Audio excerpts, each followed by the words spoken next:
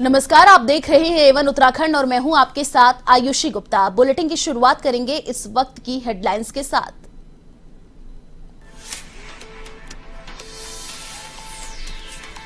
मुख्यमंत्री पुष्कर सिंह धामी का अल्मोड़ा दौरा, गोलजुयू मंदिर में की पूजा अर्चना तो मेडिकल कॉलेज में मरीजों के स्वास्थ्य की ली जानकारी। कहा, भाजपा में टिकटों को लेकर कोई असंतोष नहीं।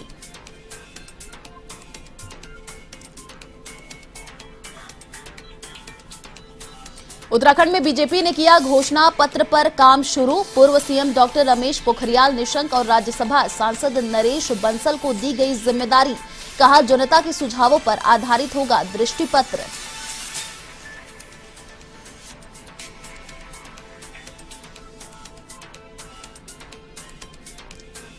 उत्तराखंड चुनाव से पहले हरक सिंह रावत ने थामा कांग्रेस का दामन। बहु अनुकृति गुंसाई रावत ने भी ली कांग्रेस की सदस्यता। बीजेपी से किए गए थे निष्कासित।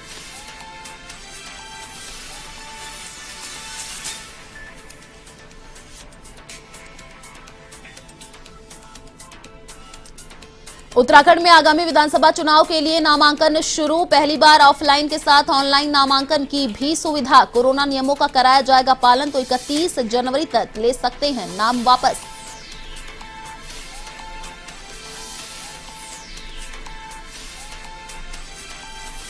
उत्तराखंड में कोरोना के सक्रिय मरीजों का आंकड़ा 24,000 के पार। 4,818 नए मरीजों के साथ 4 की मौत तो 24 घंटे में 3,422 मरीजों ने दी कोरोना को मात।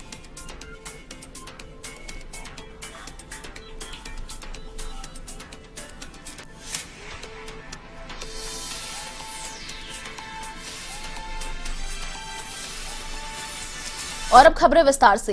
भाजपा के टिकटों के बंटवारे के बाद पहली बार अल्मोड़ा पहुंचे मुख्यमंत्री पुष्कर सिंह धामी ने गोलू मंदिर में पूजा अर्चना की और गोलजुयू से आशीर्वाद मांगकर क्षेत्र के लिए दुआ मांगी। इसके साथ ही उन्होंने बेस मेडिकल कॉलेज में जाकर स्टाफ से जानकारी ली और मरीजों के हालचाल जाने।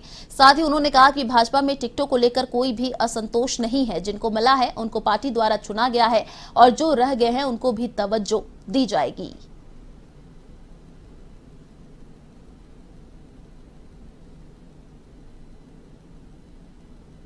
आज क्योंकि लोकतंत्र का ये पर्व शुरू हो गया है और गोलू देवता हमारे न्याय के देवता है। हम सभी के आस्था के और श्रद्धा के प्रतीक हैं। मैं उनका आशीर्वाद लेने के लिए आया हूँ कि ये जो लोकतंत्र का महापर्व है, क्योंकि इस समय में महामारी भी है, लोकतंत्र का पर्व भी है, गोलू देवता हम सब पर कृपा करें और ये निर्विघ्न रूप से सारी प्रक्रिया संपन्न हो और पूरे प्रदेश में सभी लोग सुख समृद्धि से रहें। मैंने यही भगवान से प्रार्थना की है। कुछ जगहों में बगावत जैसी बू आ रही है, उसके लिए क्या कहेंगे? देखिए, बहुत बड़ी पार्टी है, आज विश्व की सबसे बड़ी पार्टी भारतीय जनता पार्टी है और चूँकि एक विधानसभा क्षेत्र में बहुत सारे दावेदार थे और सभी लोग चुनाव में जाना चाहते थे, लेकिन चूँकि देश काल परिस्थिति के अनुरूप हमारे मंडल के कार्यकर्ताओं से लेकर जिले के कार्यकर्ता, प्रदेश में समिति, सब ने जो नाम भेजे थे उन्हीं नामों में से केंद्रीय चुनाव समिति ने नाम तय किए हैं। इसलिए जिनके नाम तय नहीं हो पाए वो भी हमारे बहुत योग्य, एक से एक योग्य हैं। विधानसभा चुनाव में हर पार्टी अपने एजेंडे के तौर पर घोषणा पत्र जारी करती है और उसमें आम जनता की भावनाओं को समझते हुए और उनकी नब्ज को टटोलते हुए पार्टी अपना दृष्टि पत्र तैयार करती है। इसके लिए उत्तराखंड के पूर्व मुख्यमंत्री डॉक्टर रमेश पोखरियाल निशंक और राज्यसभा सांसद नरेश बंसल को जिम्मेदारी दी गई है, जिसके लिए बीजेपी ने पिछले दिनों 120 एलईडी रथों को रवाना किया था, जिसमें सुझाव पेटिका रखी गई थी, जो उत्तराखंड के तमाम लोगों से सुझाव लेकर भारतीय जनता पार्टी के प्रदेश मुख्यालय में पहुंच चुके हैं। डॉक्टर रमेश पोखरियाल निशंक ने कहा कि उत्तराखंड में लोग क्या सोचते हैं, महिलाओं की क्या राय है और युवा, व्यापारी, सरकारी कर्मचारी और हर वर्ग, हर समुदाय सरकार से क्या उम्मीदें करता है, उसी पर आधारित सुझाव पार्टी को दिए गए हैं, जिसको अपने विजन दृष्टि पत्र में पार्टी सम्मिलित करेगी। 4,000 से भी अधिक सुझाव आए हैं और मैं समझता हूं कि ये पहला अवसर है उत्तराखंड के इतिहास में वहाँ हम जनता से उनके सुझाव जा करके ले गए हैं और आज उन सुझावों को प्रदेश के दोनों जो उपाध्यक्ष हैं उन्होंने हमारी कमेटी को दिया है। हम इसको विश्लेषण करके दृश्य पत्र में समाये। ऋषिकेश विधानसभा सीट पर भाजपा से चौथी बार टिकट मिलने के बाद प्रेमचंद अग्रवाल ने कार्यकर्ताओं के साथ बैठक की। इस दौरान विधानसभा चुनाव में जीत दर्ज करने के लिए कार्यकर्ताओं के साथ गहन मंथन हुआ और प्रेमचंद अग्रवाल को भरोसा दिलाया गया कि चुनाव प्रचार में किसी भी प्रकार की कमी नहीं छोड़ी जाएगी। भाजपा का हर एक कार्यकर्ता घर घर जाकर पार्टी और मोदी की नीतियों का बखान करेगा। अब तक क्षेत्र में हुए विकास कार्यों का गुणगान भी खुलकर किया जाएगा।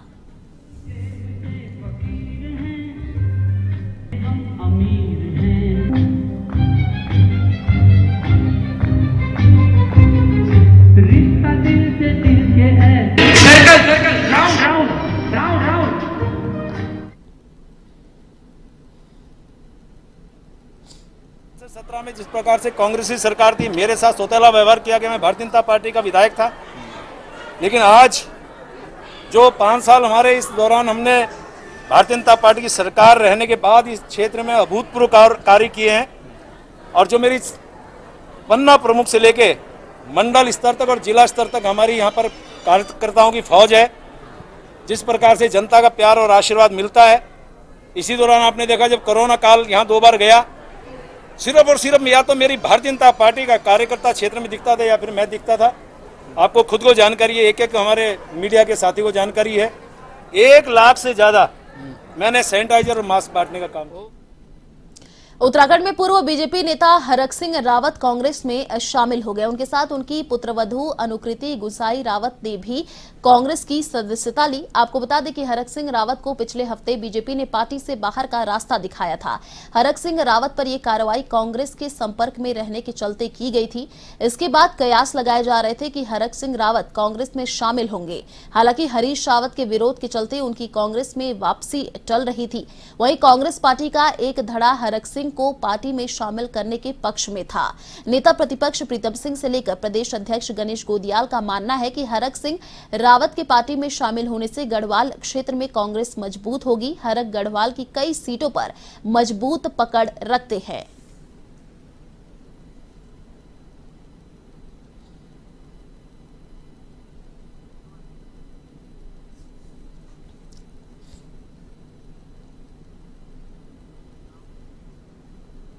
हरक सिंह रावत ने एक बार फिर कांग्रेस में वापसी कर ली है। हरक सिंह रावत के साथ उनकी बहू अनुकृति भी कांग्रेस में शामिल हो गई हैं। आपको बता दें कि 4 सरकारों में मंत्री रहने वाले हरक सिंह ने अपना कार्यकाल अब तक पूरा नहीं किया। इसी पर हमारे संवाददाता यशराज आनंद ने कांग्रेस प्रवक्ता गरिमा मेहरा दसोनी से की खास बातचीत। 2017 के बाद 2022 में हरक सिंह रावत की घर वापसी हो गई। जी हाँ, 2017 में हरक सिंह रावत कांग्रेस को छोड़कर भाजपा में शामिल हुए थे और पुनः दोबारा 2022 में वो फिर से कांग्रेस में आ गए हैं। यूं तो उनके रुकने बनाने का दौर भाजपा में भी काफी चला। उसके बीच यह भी चर्चाएं चली कि जब वो कांग्रेस में आना चाह रहे थे तो उन्होंने हरीश रावत से कई दफा माफी भी मांगी, लेकिन हरीश रावत भी उन्हें माफी देने को तैयार नहीं थे। इसी पर मुख्य रूप से बात करने के लिए हमारे साथ हैं गरिमा दसोनी, जो कांग्रेस की प्रवक्ता हैं। मैम, ऐसा क्या हुआ कि हरीश रावत को हरक सिंह रावत को कांग्रेस में शामिल करना पड़ा, जबकि वो उन्हें शामिल करने के विरुद्ध थे? देखिए, राजनीतिक दलों में संगठन महत्व रखता है, कोई व्यक्ति महत्व नहीं रखता। और माननीय हरीश रावत जी क्या चाहते थे या गरिमा दसौनी क्या चाहती थी या दूसरा तीसरे लोग क्या चाहते थे, ये मायने नहीं रखता। सामूहिक फैसला लिया गया है। प्रदेश नेतृत्व और राष्ट्रीय नेतृत्व ने लगभग 4 दिनों के मंथन के बाद ये बड़ा फैसला लिया है। और मुझे लगता है कि जब इतना महत्वपूर्ण फैसला और संजीदा फैसला उन्होंने लिया है, गंभीर फैसला लिया है, तो ऐसे में कहीं ना कहीं इसमें पार्टी हित और प्रदेश हित होगा। आगामी चुनावी समीकरणों को देखते हुए हमारे परिवार में कई सदस्य और जोड़े गए हैं, और जब सदस्य जोड़े जाते हैं, परिवार बड़ा होता है तो ताकत मिलती है। बूंद बूंद से घड़ा भरता है। उसी तरह से आप देखेंगे कि यहाँ कांग्रेस पार्टी की भी ताकत बढ़ेगी। और हम जिन ताकतों से हमारा मुकाबला है वो हैं समाज को बांटने वाली ताकतें। तो इस समय पहला उद्देश्य हमारा आपस में लड़ने का नहीं या आपस में मतभेद रखने का नहीं, हमारा उद्देश्य इस समय उन फिरकापरस्त ताकतों को दूर करना है। कुछ दिन पहले तो आपकी पार्टी हरक सिंह रावत से नफरत कर रहे थे, उन्हें लाने नहीं देना चाह रहे, वो नहीं चाह रहे थे कि वो ज्वाइन यहाँ करें, लेकिन अचानक ऐसी कौन सी बातें आ गई, अचानक आप उनमें कौन सी ऐसी खूबी देख लिए जो आपकी पार्टी में शामिल हो गए? नहीं, देखिए, इसमें कोई दो राय नहीं है कि हरक सिंह रावत जी अपने आप में एक कद्दावर नेता हैं। उनका जनाधार है, अच्छी पकड़ है और वो जहाँ से भी चुनाव लड़ते हैं वहाँ से अभी तक विजय प्राप्त करी है। तो ऐसे में मुझे लगता है कि पार्टी को उनकी सामाजिक पैठ देखते हुए उनके गुणदोषों के आधार पर उनको लिया पार्टी ने, और ऐसे ही लोगों की ज़रूरत पार्टी को चाहिए होती है जो उत्तराखंड के लिए विजन रखते हो, उत्तराखंड के लिए कुछ कर दिखाने का जिनके अंदर जज्बा हो। कहा तो जा रहा है कि हरक सिंह रावत का भी टिकट फाइनल कर दिया गया है कांग्रेस में, लेस डाउन से वो लड़ने को जा रहे हैं। क्या आपके पूर्व प्रत्याशी या आपके जो दावेदार जितने हैं लेस डाउन से भी आपके दावेदार रहे हैं, क्या आप उनका टिकट काट कर इन्हें टिकट दे देंगे? देखिए, लैंसडाउन से वो अपनी पुत्रवधू अनुकृति गुसाई के लिए टिकट मांग रहे हैं, जैसा कि मेरे सूत्र मुझे बता रहे हैं, अपने लिए टिकट नहीं मांग रहे हैं। लेकिन पार्टी नेतृत्व के ऊपर ये फैसला है कि वो कहां से किसको टिकट देना चाहते हैं। जी, आपसे एक लास्ट मेरा प्रश्न है कि हरक सिंह के ज्वाइनिंग के बाद कांग्रेस में ही आपस में फूट अब दिखेगी, यहाँ तक कि दिख भी रही है, चर्चाएं भी गर्मा गई हैं कि हरक सिंह रावत की ज्वाइनिंग कर दी गई है जो नहीं चाह रहे थे। तो आप अब इस तरीके को, इस विद्वेष को, आपसी विद्वेष को जो कांग्रेस में अब शुरू हो चुकी है, चुनाव नजदीक है, कैसे इस पर आप कोशिश, इस पर निजात पाने का कोशिश करेंगे? मेरा हाईकमान बहुत पैनी निगाह बनाकर बैठा हुआ है, उनको पता है कि विरोध कहां कहां से हो सकता है, कौन कौन कर सकता है, और इतना मैं अपने नेतृत्व पर भरोसा और यकीन करती हूं कि वो सामंजस्य की स्थिति उत्पन्न करने की हालत में हैं और वो डैमेज कंट्रोल करेंगे। तो ये थे हमारे साथ कांग्रेस की अध्यक्ष, कांग्रेस की प्रवक्ता गरिमा दसोनी। इन्होंने बखूबी कहा कि हरक सिंह रावत की जो कांग्रेस में ज्वाइनिंग की गई है, यह जरूर हमारे शीर्ष नेतृत्व के द्वारा कुछ अच्छाइयों को देख करके किया गया है, वो एक जिताऊ कैंडिडेट के रूप में भी है। साथ ही साथ उन्होंने कहा कि यदि जरूरत पड़ी तो कांग्रेस की सारी धाराएं उनके साथ है। कैमरामैन आजाद सिंह के साथ मैं यशराज आनंद, A1 TV। हरक सिंह रावत ने पुनः एक बार कांग्रेस में घर वापसी की है। लगातार 5 दिन तक भटकने के बाद हरक सिंह रावत को कांग्रेस ने अपना लिया। इसी पर बातचीत करने के लिए रायपुर विधानसभा सीट से कांग्रेस के दावेदार शांति रावत से हमारे संवाददाता यशराज आनंद ने की खास बातचीत। हमारे साथ है शांति रावत, ये रायपुर विधानसभा सीट से कांग्रेस की दावेदार हैं। आज यह जताया जा रहा है कि आज शाम में 6 से 7 बजे के बीच में कांग्रेस की पहली लिस्ट जारी हो जाएगी। तो सबसे पहले मैडम आपको शुभकामनाएं, बधाई मैं देना चाहता हूं कि आपको आपका लिस्ट में नाम आ जाए। रायपुर विधानसभा से मैंने दावेदारी की है और अभी अपनी सीट के लिए यही है कि भाई मेरा नाम आ सकता है और यही हाई कमान से उम्मीद करती हूँ। मैडम, मेरा अगला प्रश्न आपसे यही है रावत जी कि अभी आज हरक सिंह रावत दोबारा कांग्रेस में घर वापसी किए, तो कभी वह भाजपा में जाते हैं, कभी वह कांग्रेस में आते हैं। तो इस तरीके का कार्य क्या आप कांग्रेस के प्रति देखते हैं कि क्या यह सही कार्य है? क्या कांग्रेस को उनको लेना चाहिए दोबारा, जब वो शामिल हुए तो कांग्रेस में शामिल करना चाहिए उन्हें? देखिए, मैं हरक सिंह रावत जी को बधाई देती हूँ कि वो अपने परिवार में वापस आ गए। पहले यही मैं उनको कहूँगी, इसके लिए उनको ढेरों बधाइयाँ। और बाकी देखिए, वो कहीं बाहर के नहीं थे, वो कांग्रेस पार्टी के ही थे और कांग्रेस पार्टी पे ही निष्ठा रखते थे। लेकिन जो 5 सालों में वो वहाँ पे रहे, उन्होंने देखा कि भाजपा में मेरा कोई भी विचार वहाँ पे नहीं मिले। सबसे बड़ी बात होती है विचार मिलने की, तो वो विचार उनको वहाँ पे नहीं मिले, तो आज वो अपने घर वापस है, तो मैं उनको बधाई देना चाहती हूँ। मैडम, विचार नहीं मिला नहीं, वो विचार नहीं मिलने के कारण कांग्रेस में शामिल नहीं हुए, उनको भारतीय जनता पार्टी से निष्कासित कर दिया गया अनुशासनहीनता के कारण, तब वो कांग्रेस में शामिल हुए। क्या आपको यह लगता है कि अनुशासनहीन व्यक्ति कांग्रेस में शामिल हो जाए? देखिए, जब उनके पास हो गए थे, जब भारतीय जनता पार्टी के पास वो पहुंचे हैं, तो उस समय उनको कोई अनुशासित नहीं दिखे, उनको वो बिल्कुल सही दिखे थे। लेकिन आज उनको अनुशासित दिख रहे हैं उनको कि भाई अनुशासित नहीं है। तो क्यों उस समय उनको अनुशासित कैसे दिखे? क्योंकि भाजपा का यही है कि जो उनके कहने पे, उनके करनी और उनके करनी करतूत पे न जाए, तो उनके लिए वो अनुशासितहीन हो जाते हैं। तो आज वो अनुशासितहीन उनको बताना चाह रहे हैं। तो ये भाजपा पहले अपने आप को देखें, अपने नेताओं को देखें और उसी हिसाब से वहाँ जा करके यहाँ कांग्रेस का जो एक प्रत्याशी वहाँ जाएगा, कांग्रेस का नेता जो वहाँ जाएगा, तो वो बिल्कुल भी वहाँ पे अपने आप को असमंजस में रखता है, इसीलिए क्योंकि वहाँ पे उनके विचार नहीं मिलते हैं। तो वो विचार न मिलने के कारण वो फिर वापसी करी है उन्होंने। जहां से वो प्रत्याशी अब चयनित होंगे, वहां से आपके कांग्रेस के भी कई दावेदार हैं। तो आपको ऐसा नहीं लगता है कि कांग्रेस के उन दावेदारों की अब अवहेलना की जाएगी, अब उनको नहीं शामिल किया जाएगा, अब हरक सिंह रावत को चुनाव लड़ाया जाएगा? तो क्या कांग्रेस में आप भी चूंकि एक दावेदार हैं, आपको ऐसा नहीं लगता है कि विद्रोह का स्वर हो सकता है? यह चीज आपके भी साथ हो सकती है, यह घटना? नहीं, बिल्कुल हो सकता है, ये आपका कहना सही है, लेकिन ये है कि हाईकमान ने अगर उनको लिया है तो कुछ ना कुछ सोच करके उनको लिया होगा, और कहीं ना कहीं मैनेज करके हाईकमान उनको लेगी कि भाई इनको भी मैनेज करें और जो वहाँ पे दावेदार हैं उनको भी मैनेज करें, और करना पड़ेगा। ये हाईकमान कहीं ना कहीं इसका संज्ञान लेगी। आप अपने क्षेत्र में क्या क्या काम कर रहे हैं अभी तत्काल में? चूंकि अब टिकट का तो दौर चल रहा है, टिकट का बंटवारा भी अब हो ही जाएगा आजकल में, तो आपको क्या लग रहा है कि आप कितने आश्वस्त हैं कि आपकी जीत होगी? बिल्कुल, मैं अपनी तरफ से बिल्कुल एक जिम्मेदारी से अपने पिछले 5 सालों में रायपुर विधानसभा में रही हूँ और जनता के बीच में रही हूँ। कोरोना टाइम पे हमने राशन किटों का वो किया, वितरण किया, और कोई भी काम होता तो अपने पिछले 5 सालों में मैं रायपुर में काम कर रही हूँ, और मुझे उम्मीद है कि मुझे हाईकमान टिकट देगा और मैं अपने उसमें सफल हूँ।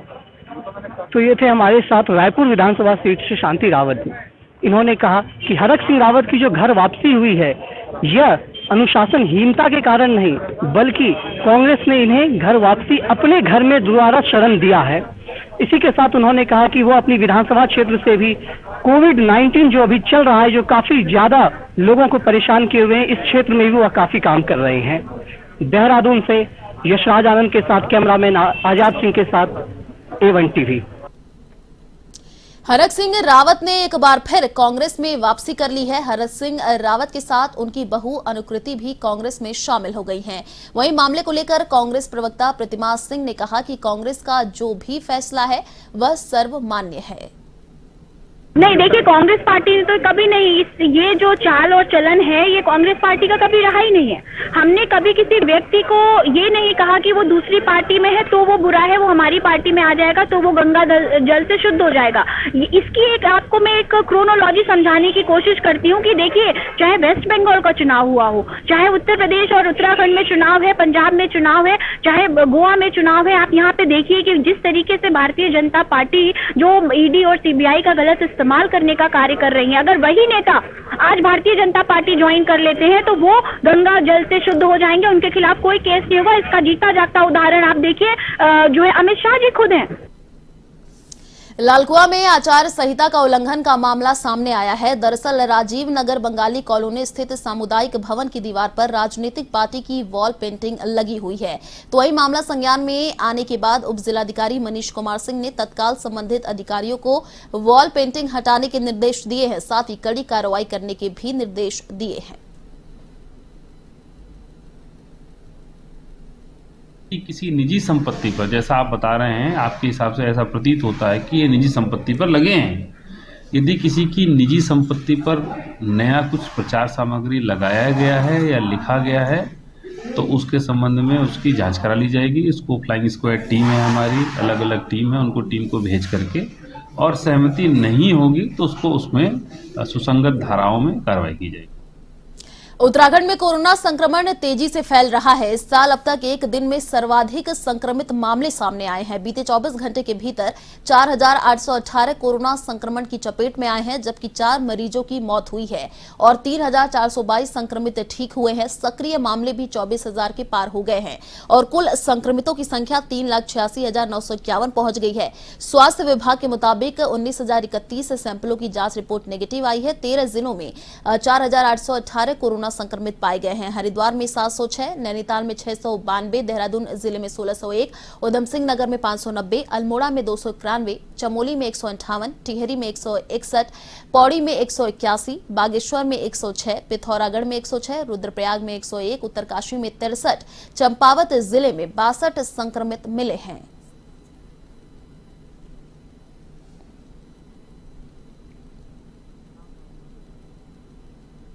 खटीमा की झनकैया पुलिस को एक बड़ी कामयाबी हाथ लगी है। पुलिस ने सुखी नहर के पास चेकिंग के दौरान विकास प्रमोद कुमार और शिवचरण को गिरफ्तार किया है। इनके पास से पुलिस ने 2 किलो अफीम और एक बाइक जब्त की है।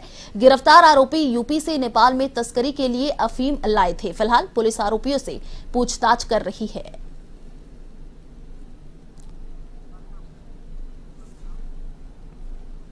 फिलहाल इस बुलेटिन में इतना ही। देश और दुनिया की तमाम बड़ी खबरों को देखने के लिए आप देखते रहिए A1 टीवी। नमस्कार।